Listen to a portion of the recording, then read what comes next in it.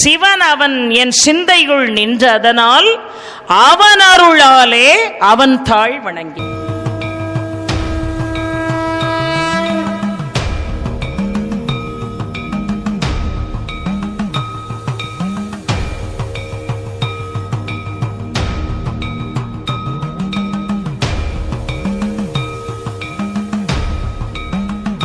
வணக்கம் என் தமிழ் உறவுகளே. கர்ப்பிணி பெண்களுக்கு சுகப்பிரசவம் அருளும் நந்தி உள்ள அதிசய திருத்தலம். தென்னிந்தியாவில் உள்ள மிக பெரிய தேர்களில் இந்த கோவிலில் உள்ள தேரும் ஒன்று. தேர் திருவிழாவின் பொழுது கவர்னரும் முதல்வரும் வடம் பிடித்து தொடங்கி வைக்கும் திருத்தலம். 1000 ஆண்டுகள் மிக பழமை வாய்ந்த திருத்தலம். இங்கு உள்ள சுவாமி சுயம்பு மூர்த்தியாக உருவானவர். 7 நிலை ராஜகோபுரத்தை கடந்து இப்போ நம்ம உள்ளே போய்கிட்டு இருக்கோம். கோவில் நுழைவாயிலில் இரு புறங்களிலும் கொடிமங்கைகளின் சிற்பம் ரொம்பவே அழகாக இருக்கும். சோழர்களின் சிற்பக்கலை நுட்பத்திற்கு எடுத்துக்காட்டாக இங்கு உள்ள சிற்பங்கள் எல்லாமே இருக்கு. 11ஆம் நூற்றாண்டில் தர்மபால சோழனால் கட்டப்பட்ட கோவில். இங்குள்ள நந்திதேவர் மிகவும் விசேஷமானவர். கோகிலாம்பிகை சன்னதிக்கு எதிரே பிரசவ நந்தி உள்ளது. கர்ப்பிணி பெண்கள் அம்மனுக்கு அர்ச்சனை செய்து இந்த நந்தியை தென்புறமாக திருப்பி வழிபட்டால் சுகப்பிரசவம் நடக்கும் என்பது இங்கு வரும் பக்தர்களின் அசைக்க முடியாத நம்பிக்கையாக இருக்கு. வேண்டுதல் நிறைவேறிய பின்பு தாயும் சேயும் இத்தலத்திற்கு வந்து பூஜைகள் செய்து தென்புறமாக திருப்பி வைத்த நந்தியை மீண்டும் அம்மன் இருக்கும் திசையை பார்த்து வைத்துவிட்டு செல்கின்றனர். இங்கு விநாயகரை நம்ம தரிசனம் பண்ணிக்கலாம். ஆலயத்தின் தீர்த்த குளம் தான் இப்ப நம்ம பார்த்துக்கிட்டு இருக்கோம். பிரம்மதேவரால் உருவாக்கப்பட்ட தீர்த்தம் என்பதால் பிரம்ம தீர்த்தம் என்ற பெயரும் உண்டு. கோவிலின் பெயர் ஸ்ரீ கோகிலாம்பிகை சமேத திருக்காமேஸ்வரர் திருக்கோவில். இந்த கோவில் எங்கே இருக்குன்னு பார்த்தீங்கன்னா பாண்டிச்சேரி மாவட்டம். புதுவைக்கு தென்மேற்கே 10 கிலோமீட்டர் தொலைவில் வில்லியனூர் என்ற ஊரில் தான் இந்த கோவில் இருக்குது. கோவிலுக்கு வர்றதுக்கான சரியான வழியை டிஸ்கிரிப்ஷன் பாக்ஸில் கொடுக்குறேன். தேவைப்படுறவங்க பார்த்து பயன்படுத்திக்கோங்க.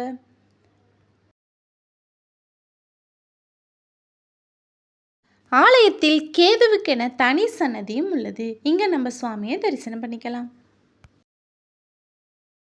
கேதுவை தரிசனம் பண்ணிட்டு கொஞ்சம் தூரம் நடந்து வந்தோம் அப்படின்னா இங்கே குருவுக்கென தனி சன்னதியும் உள்ளது. இங்கே நம்ம குருவை தரிசனம் பண்ணிக்கலாம். இத்தல மூலவருக்கு பல பெயர்கள் உண்டு. ஸ்ரீ காமேஸ்வரர், மீராமேஸ்வரர், நரசிங்கநாதர், நடுவழிநாதர், வைத்தியநாதர், வில்வசேனர் என பல பெயர்கள் உண்டு. தாயாருக்கு கோகிலாம்பிகை, குயிலம்மை, முத்தம்மை என பல பெயர்களும் உண்டு. இங்க நம்ம சந்திரனை தரிசனம் பண்ணிக்கலாம். சந்திரனுக்கு அருகிலேயே சூரியனுக்கென தனி சன்னதியும் உள்ளது. இங்க நம்ம சூரியனை தரிசனம் பண்ணிக்கலாம். பங்குனி மாதம் 9, 10, 11 ஆகிய 3 தேதிகளில் சூரிய கதிர்கள் கோவிலின் 2 பிரகாரங்களை கடந்து மூலவராக வீற்றிருக்கும் சுயம்பு லிங்கத்தின் மீது காலை நேரத்தில் விழுகின்றது. இந்த அதிசயத்தை பார்ப்பதற்காகவே பல பக்தர்கள் காலை நேரத்தில் இத்தலத்திற்கு வருகின்றனர். ஆலயத்தின் தல புராணம் என்னன்னு பார்க்கலாம். இந்த செய்தி வீரராகவ கவி இயற்றிய வில்லை புராணத்தில் கூறப்பட்டிருக்கு. சோழ வளநாட்டைச் சேர்ந்த கமலாபுரி என்ற நகரை தர்மபாலன் என்ற மன்னன் ஆண்டு வந்தார். முற்பிறவியில் அவர் செய்த பாவத்தின் பலனாக அவர் உடல் முழுவதும் வெண்குஷ்டம் நோய் தாக்கியது. மனம் வருந்தி இருந்த மன்னனிடம் புண்ணிய கீர்த்தி என்ற அந்தனர் வந்தார். அவரின் ஆலோசனைப்படி தொண்டைவள நாட்டில் வில்வவனம் என்ற பெயரில் உள்ள பிரம்மனால் உருவாக்கப்பட்ட திருக்காமேஸ்வரர் ஆலயம் சென்று பிரம்ம தீர்த்தத்தில் மூழ்கி இறைவனை வழிபடச் சொன்னார். அதே போல மன்னரும் செய்தார். அவரது அனைத்து நோயும் நீங்கியது. வில்லை புராண நூலை வெளி உலகிற்கு கொண்டு வந்த பெருமை தமிழ் தாத்தா உ.வே. சாமிநாத ஐயரையே சாரும். பிரான்ஸ் நாட்டின் தலைநகரான பாரிஸில் பேராசிரியராக இருந்த ஜூலின் வின்சென்ட் என்பவர் பாரிஸ் நகர் தேசிய நூலகத்திலிருந்து கையேட்டு பிரதியை நகல் எடுத்து சுவாமிநாத ஐயருக்கு அனுப்பி வைத்தார். 1940ஆம் ஆண்டு பதிப்பிக்க பெற்று வெளி உலகத்திற்கு தெரிய வந்தது. இங்கு உள்ள ஒவ்வொரு சிற்பமும் பார்க்கறதுக்கு அவ்வளவு அழகா இருக்குங்க. குதிரையின் மீது ஒரு வீரர் அமர்ந்திருப்பது போல ரொம்பவே அழகா தத்ரூபமா செய்திருக்காங்க. இங்குள்ள சிற்பங்கள் ஒவ்வொன்றும் நம்மள மட்டும் இல்லாம வெளிநாட்டவர்களையும் கவரும் வகையில் இருக்கு. சரஸ்வதி தேவி வீணையுடன் இருக்காங்க, இங்க நம்ம தரிசனம் பண்ணிக்கலாம். விநாயகரும் அருகிலேயே இருக்காரு, தரிசனம் பண்ணிக்கலாம். முருகப்பெருமான் ஸ்ரீ வள்ளி தெய்வானையுடன் காட்சி தருகின்றார். மகாலட்சுமியை தரிசனம் பண்ணிட்டு வந்ததும் இங்க ஐயப்பன் இருக்காரு, ஐயப்பனை நம்ம தரிசனம் பண்ணிக்கலாம். இப்போ நம்ம கோவில் பிரகாரத்தை தான் சுற்றி வந்துக்கிட்டு இருக்கோம். பிரகாரத்தில் 63 நாயன்மார்களுக்கும் வரிசையாக சிற்பங்கள் இருக்குது.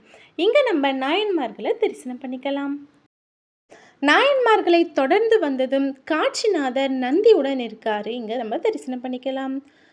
அவருக்கு பின்புறத்திலேயே வலம்புரி விநாயகரும் இருக்காரு, விநாயகரையும் நம்ம இங்கே தரிசனம் பண்ணிக்கலாம். உற்சவ தெய்வங்கள் இங்கே வச்சுருக்காங்க, இங்கேயும் நம்ம தரிசனம் பண்ணிக்கலாம். கோவிலில் கல்வெட்டுக்களையும் நம்மளால் பார்க்க முடியுது. தட்சிணாமூர்த்திக்கென தனி சன்னதியும் இருக்குது, இங்கே நம்ம தட்சிணாமூர்த்தியை தரிசனம் பண்ணிக்கலாம்.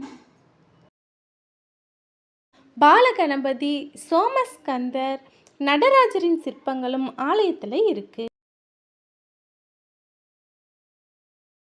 முருகப்பெருமான் ஸ்ரீ வள்ளி தெய்வானையுடன் இங்கு நமக்கு காட்சி தருகின்றார், இங்கே நம்ம சுவாமியை தரிசனம் பண்ணிக்கலாம்.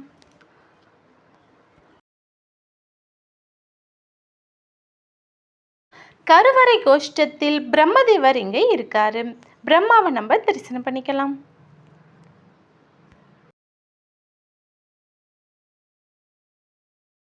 சண்டிகேஸ்வரருக்கு நேர் எதிராக துர்காதேவியும் இத்தலத்தில் உள்ளார், துர்கையை நம்ம இங்க தரிசனம் பண்ணிக்கலாம். வர்ணலிங்கம் இங்க இருக்கு, ரொம்பவே அழகா இருக்கு பார்க்கறதுக்கு. இந்த கோவில் ரொம்பவே பெரிய அளவில் இருக்குங்க. தஞ்சை பிரகதீஸ்வரர் கோவிலை பெரிய கோவில் என்று சொல்வது போல புதுவையின் பெரிய கோவில் என்று தான் இங்கு உள்ள மக்கள் இந்த கோவிலை அழைக்கிறாங்க. மயில் வாகனத்தை தரிசனம் பண்ணதும் முருகப்பெருமான் ஆறுமுகனாக இங்கு நமக்கு காட்சி தருகின்றார். 1000 லிங்கங்களை உடைய சகஸ்ரலிங்கம் இங்கே இருக்கு, இங்கே நம்ம தரிசனம் பண்ணிக்கலாம். பசு சிவலிங்கத்திற்கு பால் சுரப்பது போல ஒரு அழகிய சிற்பமும் இருக்குங்க. கோகிலாம்பிகை அம்மன் நின்ற கோலத்தில் இங்கு நமக்கு காட்சி தருகின்றார், அம்பாளை இங்க தரிசனம் பண்ணிக்கலாம். இங்குள்ள சுயம்பு லிங்கத்தை சூரியன், சந்திரன், இந்திரன், ஆதிசேஷன், மன்மதன், தன் சாபம் நீங்க பிரம்மாவும் வழிபட்டிருக்காரு. இங்க ஈசானிய லிங்கம் இருக்கு, இங்க நம்ம தரிசனம் பண்ணிக்கலாம். நவகிரக சன்னதியை தரிசனம் பண்ணிக்கலாம். கால பைரவர் தனது நாய் வாகனம் இல்லாமல் இங்கு அருள் பாலித்து வருகின்றார், அதனால இந்த இடம் முக்தி பெற்ற இடமாக கருதப்படுது. இத்தல மூலவர் காமேஸ்வரர் சுயம்பலிங்கமாக காட்சி தருகின்றார், சுவாமியை தரிசனம் பண்ணிக்கலாம். இத்தல கோபுரம் பிரெஞ்சு ஆட்சி காலத்தில் கண்காணிப்பு கோபுரமாக இருந்திருக்கு. இத்தலத்தில் கொண்டாடப்படும் திருவிழாக்கள் சித்திரை மாத பௌர்ணமி, வைகாசி விசாகம், பிரம்மோத்சவம், 9ஆம் நாள் தேர் திருவிழா, ஆணி திருமஞ்சனம், ஆடிப்பூரம், அம்பிகைக்கு பிரம்மோற்சவம், ஐப்பசி கந்தசஷ்டி, சூரசம்ஹாரம், கார்த்திகை தீபம், மார்கழி திருவாதிரை, சங்கரபாணி நதியில் மாசி மக தீர்த்தவாரி, இது போன்ற பல விசேஷ பூஜைகள் இங்கு வெகு விமர்சையாக நடைபெறுகிறது. வைகாசி மாதம் பிரம்மோற்சவத்தில் நடைபெறும் தேர் திருவிழாவை கவர்னரும் முதல்வரும் தான் தொடங்கி வைக்கிறாங்க. இது பிரெஞ்சு ஆட்சி காலம் முதல் இன்றும் தொடர்ந்து வருகிறது. இத்திருக்கோவிலுக்கு மொத்தம் 3 தேர்கள் உள்ளன. தேரோட்டத்தில் 3மே உலா வரும். கோவில் திறந்திருக்கும் நேரம் அதிகாலை 4:30 மணி முதல் 12 மணி வரையும், மாலை 4 மணி முதல் 9 மணி வரையும் திறந்திருக்கும். புதுச்சேரிக்கு தென்மேற்கே 10 கிலோமீட்டர் தொலைவில் தான் வில்லியனூர் இருக்குது. வில்லியனூரில் தான் இன்றைக்கி நம்ம பார்த்த திருக்காமேஸ்வரர் திருக்கோவிலும் இருக்குது. ஆலயத்தின் தேரை தான் இப்போ நம்ம பார்த்துக்கிட்டு இருக்கோம். நேரம் கிடைக்கும் போது கண்டிப்பாக நீங்களும் ஒரு முறை வந்து பாருங்கள். மீண்டும் வேறொரு பதிவில் சந்திப்போம்.